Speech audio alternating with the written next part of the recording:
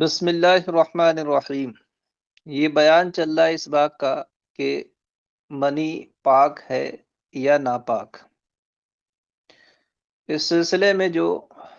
فقہاء کرام کے مواقف ہیں وہ ماقبل کے اسباق میں بیان ہو چکے، اور جو موقف اول تھا منی کی طہارت کا، ان کی جو مستدل احادیث تھیں وہ ماقبل میں گزر گئیں، اور ان کا جو جواب امام طحاوی علیہ الرحمہ نے احناف کی جانب سے دیا تھا وہ جواب بھی گزر گیا۔ یہاں سے امام طحاوی علیہ رحمت و رضوان ایک حدیث پیش کرتے ہیں جو 4-5 سندوں سے انہوں نے یہاں نقل کی ہے۔ اس حدیث کے بارے میں امام طحاوی علیہ رحمہ فرماتے ہیں کہ اس حدیث سے موقف اول والے جو فقہا ہیں وہ موقف ثانی والوں پر حجت اور استدلال قائم کر سکتے ہیں، یا انہوں نے اس سے ان پر حجت قائم کی ہے۔ وہ حدیث کیا ہے؟ وہ حدیث یہ ہے کہ حضرت ام المومنین عائشہ صدیقہ رضی اللہ تعالی عنہا سے مروی ہے، وہ فرماتی ہیں کہ میں اللہ کے رسول صلی اللہ تعالی علیہ وسلم کے کپڑے سے خشک منی کو اپنی انگلی سے کھرچ دیتی تھی، پھر سرکار صلی اللہ تعالی علیہ وسلم اس کپڑے میں نماز پڑھتے تھے، میں منی کو کپڑے سے دھوتی نہیں تھی۔ یہ روایت ہے۔ تو اس سے موقف اول والے جو منی کی طہارت کا موقف ہے وہ احتجاج و استدلال کرتے ہیں کہ اس حدیث سے معلوم ہوتا ہے کہ منی پاک ہے، اور پچھلی حدیث کا تو جواب یہ دے دیا گیا تھا کہ وہ سونے والے کپڑوں سے متعلق ہیں، نہ کہ نماز والے کپڑوں سے، حالانکہ یہ حدیث تو نماز والے کپڑوں ہی سے متعلق ہے۔ تو ان کپڑوں کے ساتھ بھی منی کو انگلی سے خرچ دینا، یہ طرز اختیار کرنا بتاتا ہے کہ منی نجس و ناپاک نہیں ہے بلکہ وہ پاک ہے۔ اس حدیث پاک کا امام طحاوی علیہ رحمت و رضوان نے جو جواب دیا ہے، اس جواب کا خلاصہ یہ ہے کہ اس حدیث پاک سے بھی منی کی طہارت کا ثبوت نہیں ہوتا ہے، اس لیے کہ اس میں تو اتنا بیان کیا گیا ہے کہ حضرت امی عائشہ صدیقہ رضی اللہ تعالی عنہا نماز کے کپڑوں سے بھی منی کو اس طرح صاف کرتی تھی، اور منی کو کھرچ کر صاف کر دینا کپڑوں سے یہ اس کی طہارت کی دلیل نہیں ہو سکتی، اس لیے کہ ناپاک چیزوں کے پاک کرنے سے متعلق مختلف طریقے شرع مطہر میں ہے۔ کچھ چیزیں وہ ہے جو ایسی ہوتی ہیں کہ وہ دھوئی جائیں تبھی پاک ہوں گی، کچھ چیزیں ایسی ہیں جن کو رگڑ کر ہی پاک کر دیا جاتا ہے، کچھ چیزیں ایسی ہیں جو دھوپ میں سوکھ جانے سے پاک ہو جاتی ہیں، کچھ چیزیں ایسی ہیں جن کو آگ میں جلا دیا جائے تو پاک ہو جائیں گی، جیسے کہ چھری وغیرہ جس سے جانور ذبح کیا جاتا ہے، اس پر اگر خون جم جائے تو اس کو دھو کر بھی پاک کیا جا سکتا ہے، اور اگر اس کو آگ میں ڈال دیں اس طرح کہ اس پر کا خون سب جل جائے تب بھی چھری پاک ہو جائے گی۔ اسی طرح وہ چیزیں جن کو دھونا دشوار ہے، مثلا اینٹیں جو زمین میں نصب ہیں، وہ ناپاک ہو جائیں تو ان پر پانی بہا دینے سے وہ پاک ہو جائیں گے۔ اسی طرح درخت اور گھاس، ان پر اگر ناپاک پانی گر جائے یا کوئی پیشاب کر کے چلا جائے تو جب وہ سوکھ جائیں گے تو پاک ہو جائیں گے۔ اسی طرح زمین پر اگر کوئی پتلی رقیق نجاست گر جائے، جب زمین پاک ہو جائے نجاست کا اثر ختم ہو جائے، جب زمین سوکھ جائے نجاست کا اثر ختم ہو جائے تو زمین پاک ہو جائے گی۔ اسی طرح جوتوں یا خف وغیرہ پر کوئی نجاست لگ گئی تو وہ دھلنے سے بھی پاک ہو جاتی ہے۔ اسی طرح اگر ان کو مٹی میں رگڑ دیا جائے یا انسان انہیں پہن کر مسلسل چلتا رہے جس کی وجہ سے زمین کی رگڑ سے وہ نجاست دور ہو جائے تو اس سے وہ جوتے اور خف پاک ہو جائیں گے۔ تو ناپاک چیز پاک کرنے کے شرع مطہر میں دھونے کے علاوہ بھی بہت سارے طریقے ہیں۔ تو اس سے تو صرف اتنا معلوم ہوا کہ اگر منی خشک ہو تو اسے خرچ کر بھی صاف کیا جا سکتا ہے۔ اس سے یہ معلوم نہیں ہوتا ہے کہ منی پاک ہے۔ یہ جواب کا خلاصہ ہے۔ ہاں، اگر اس حدیث پاک سے یہ ثابت ہو رہا ہوتا کہ منی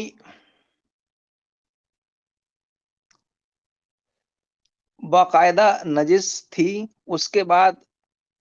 خرچنے سے صاف کی گئی، تو نجاست اس کی ثابت ہوتی۔ اور اگر الگ سے یہ ثابت ہوتا کہ منی پاک تھی، صرف تنظیف اور صفائی کے لیے منی کو خرچا گیا، تو منی کی طہارت ثابت ہوتی۔ مگر اس حدیث میں دونوں میں سے کسی بھی بات کا ذکر نہیں ہے، اس لیے اس حدیث پاک کو منی کی طہارت پر دلیل نہیں بنایا جا سکتا، اس سے استدلال نہیں کیا جا سکتا۔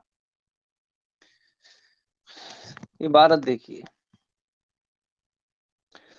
فرماتے ہیں فقانا من الحجتی لأہل القول الاولی علی اہل القول الثانی فی ذالک، اور قول اول والوں کے لیے قول ثانی والوں کے خلاف اس بارے میں جو حجت اور دلیل حدیث ہے وہ یہ ہے، ما حدثنا علی ابن شیبہ، جسے ہم سے بیان کیا علی ابن شیبہ نے، قال حدثنا یحیی ابن یحیی قال اخبرنا خالد بن عبد الله عن خالد عن ابي معاشر عن ابراهيم عن القمة والاسود عن عائشة قالت كنت افرق المنية من ثوب رسول الله صلى الله عليه وسلم يابسا باصابعي ثم يصلي فيه ولا يغسله۔ وہ کہتے ہیں کہ ہم سے حدیث بیان کی یحییٰ ابن یحییٰ نے، انہوں نے کہا ہمیں خبر دی خالد ابن عبداللہ نے، روایت کر کے خالد سے، وہ روایت کرتے ہیں ابو معاشر سے، وہ روایت کرتے ہیں ابراہیم سے، وہ روایت کرتے ہیں القمہ اور اسود سے، اور یہ دونوں حضرات روایت کرتے ہیں ام المومنین عائشہ صدیقہ رضی اللہ تعالی عنہم سے۔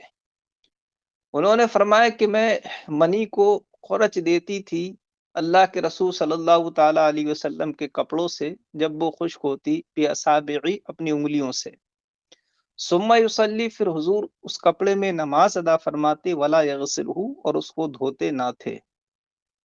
حدثنا فہد قال حدثنا محمد بن سعید قال اخبرنا شریک عن منصور عن ابراہیم عن حمام عن عائشة مثلہ۔ مصنف کہتے ہیں ہم سے حدیث بیان کی فہد نے، انہوں نے کہا ہم سے حدیث بیان کی محمد ابن سعید نے، انہوں نے کہا ہمیں خبر دی شریک نے، روایت کر کے منصور سے، وہ روایت کرتے ابراہیم سے، وہ روایت کرتے حمام سے، وہ روایت کرتے ام المومنین عائشہ صدیقہ رضی اللہ تعالی عنہم سے اسی کے مثل۔ حدثنا محمد بن الحجاج وسليمان بن شعيب قال حدثنا خالد بن عبد الرحمن قال حدثنا حماد بن سلمة عن حماد عن إبراهيم عن الأسود عن عائشة قالت كنت أفركه من ثوب رسول الله صلى الله عليه وسلم ثم يصلي فيه۔ مصنف کہتے ہیں ہم سے حدیث بیان کی محمد ابن حجاج اور سلیمان ابن شعیب نے، ان دونوں نے کہا ہم سے حدیث بیان کی خالد ابن عبد الرحمن نے، انہوں نے کہا ہم سے حدیث بیان کی حماد ابن سلمہ نے، روایت کر کے حماد سے، وہ روایت کرتے ہیں ابراہیم سے، وہ روایت کرتے ہیں اسود سے، وہ روایت کرتے ہیں عائشہ صدیقہ رضی اللہ تعالی عنہم سے۔ آپ نے فرمایا کہ میں منی کو خرچ دیتی تھی اللہ کے رسول صلی اللہ تعالی علیہ وسلم کے کپڑے سے، پھر آپ اس میں نماز ادا فرماتے ہیں۔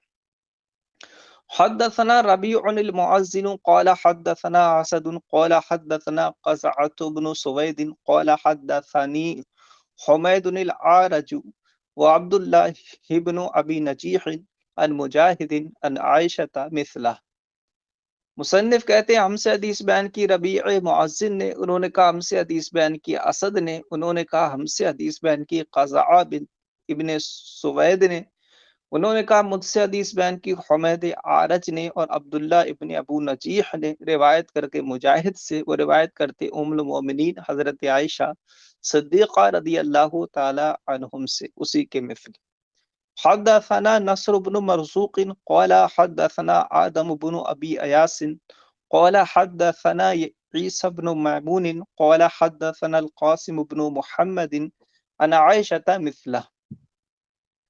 مصنف فرماتے ہم سے حدیث بیان کی نصر ابن مرزوق نے، انہوں نے کہا ہم سے حدیث بیان کی آمد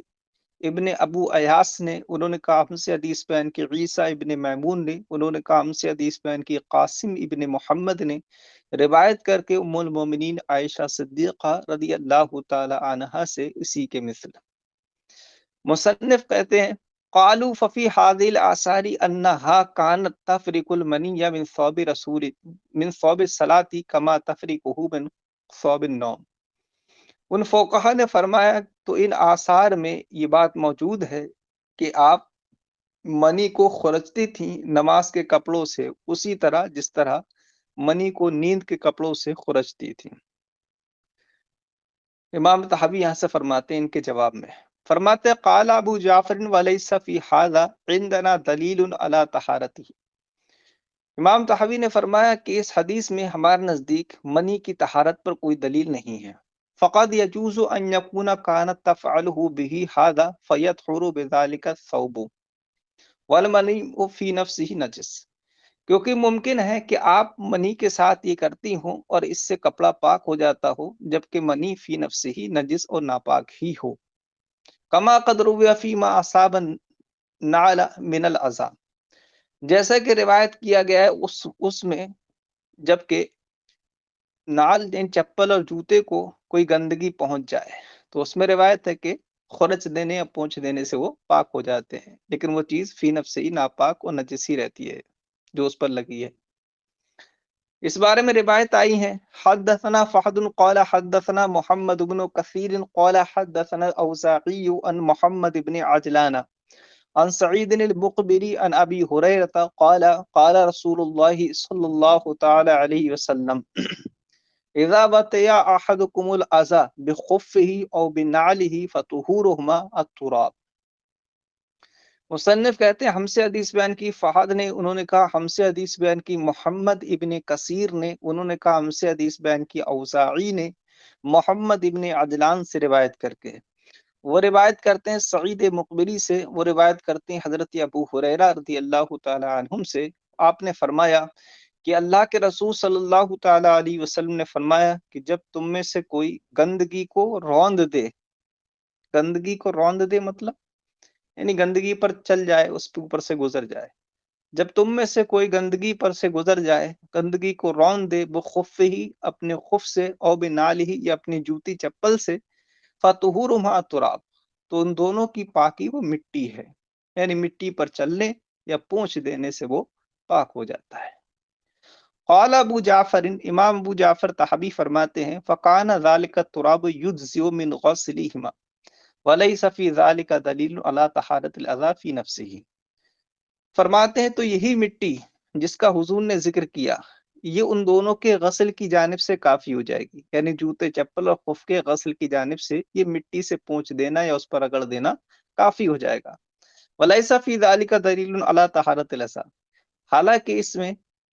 میں اس بات پر دلیل نہیں ہے کہ فی نفس ہی وہ گندگی پاک ہوگی، اس پر کوئی دلیل نہیں، بلکہ طریقہ طہارت پر دلیل ہے کہ وہ اس طرح پوچھنے سے پاک ہو جائے گی۔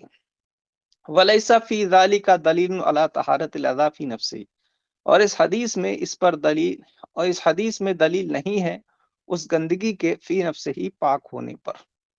وَكَذَلِكَ مَا رَوَيْنَا فِي الْمَنِي، تو اسی طرح وہ حدیث ہے جو ابھی ہم نے منی کے بارے میں روایت کیا، يَحْتَمِلُ أَن يَكُونَ كَانَ حُكْمُهُ عِندَهُمْ كَذَلِكَ يَطْهُرُ الثَّوْبَ بِإِزَالَتِهِمْ إِيَّاهُ عَنْهُ بِالْفَرْقِ وَهُوَ فِي نَفْسِهِ نَجِسٌ۔ تو اسی طرح وہ حدیث ہے جو ہم نے منی کے بارے میں روایت کیا، اس میں احتمال ہے کہ اس کا حکم ان کے نزدیک اسی طرح ہو کہ کپڑا ان کے منی کو خرچ کر زائل کرنے سے پاک ہو جاتا ہو، وفوا فی نفسی نجس، اور منی فی نفسی نجس رہتی ہو، کما کان الاذى، یطہر النعل بازالتہم ایاہ عنہا وہو فی نفسہ نجس، جیسے کہ گندگی کہ چپل یا جوتا ان کے اس گندگی کو زائل کرنے سے پاک ہو جاتے ہیں، حالانکہ وہ فی نفسہ نجس و ناپاک ہی ہے۔ فالذی وقفنا علیہ من هذه الآثار المرویہ فی المنی هو ان الثوب یطہر مما اصابہ من ذلک بالفرق اذا کان یابسا ویجزئ ذلک من الغسل وليس فی شیء من هذا دلیل علی حکمہ هو فی نفسہ طاہر ام نجس۔ امام طحاوی کہتے ہیں کہ ان حدیثوں سے ہم صرف یہاں تک پہنچے ہیں کہ منی خشک ہو تو وہ خرچ دینے سے بھی پاک ہو جائے گی، جیسے کہ جوتا چپل پر لگنے والی گندگی زمین پر رگڑ دینے سے پاک ہو جاتی۔ یہاں تک پہنچے اس حدیث سے۔ ان جتنی بھی حدیث معقول میں گزر گئی، ان میں سے کسی میں بھی اس بات پر کوئی دلیل نہیں ہے کہ منی فی نفس ہی پاک ہے یا فی نفس ہی ناپاک ہے، اس پر کوئی دلیل نہیں ہے۔ اگرچہ بعض حضرات نے آگے ایک حدیث آ رہی ہے اس سے منی کے ناپاک ہونے پر استدلال کیا ہے، مگر حقیقت یہ ہے کہ وہ حدیث بھی منی کے ناپاک ہونے پر دلالت نہیں کرتی ہے۔ صحابہ اکرام کا بھی عمل اس میں مختلف رہا، بعد جو ہے اس کو اس طرح سے صاف کرتے گویا کہ وہ نجس ہو، اور بعد اس طرح اس کو صاف کر دیتے جیسے کہ وہ پاک ہو۔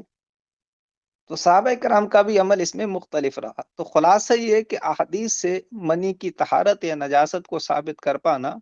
کافی مشکل ہے۔ اس لیے امام طحاوی علیہ رحمٰن نے ان کا موقف تو وہی ہے جو احناف کا ہے کہ منی ناپاک ہے، البتہ اس کے طریقہ طہارت میں فرق ہے کہ اگر وہ خشک ہے تو کھرچنے سے پاک ہو جائے گی، اور گیلی تر ہے تو اس کو دھونا لازم ہے۔ موقف امام طحاوی کا منی کی نجاست کا ہی ہے، تو انہوں نے منی کی نجاست کو حدیث سے ثابت نہیں کیا ہے، آگے جا کر دلیل عقلی اور قیاس شرعی سے ثابت کریں گے۔ تو یہی بات وہ یہاں کہہ رہے ہیں کہ حدیث سے تو ہم یہاں تک پہنچے کہ منی سوکھی ہو تو رگڑ دینے سے بھی پاک ہو جائے گی، البتہ یہ حدیث منی کی طہارت یا نجاست پر دلالت نہیں کرتی ہے۔ فرماتے ہیں فالذی وقفنا علیہ من هذه الآثار المرویۃ فی المنی هو ان الثوب یطہر مما اصابہ من ذلک بالفرق اذا کان یابسا ویجزئ ذلک من الغسل۔ تو وہ چیز جس پر ہم مطلع ہوئے ہیں ان آثار سے جو منی کے بارے میں مروی ہیں، وہ یہ ہے کہ کپڑا پاک ہو جاتا ہے اس سے جو اس پر منی لگی ہو خرچ دینے سے، جبکہ منی یابسن خشک ہو۔ ویجزئ ذلک، اور یہ خرچ دینا ہی غسل کی جانب سے کافی ہوگا۔ ولیس فی شیء من ھذا دلیل علی حکمہ فی نفسہ، اور ان میں سے کسی بھی حدیث میں دلیل نہیں ہے منی کے حکم پر، ہوا فی نفسہ ام طاہر ام نجس، اس کے فی نفسہ ہی حکم پر کسی میں دلیل نہیں ہے کہ وہ آیا پاک ہے یا نجس یا ناپاک۔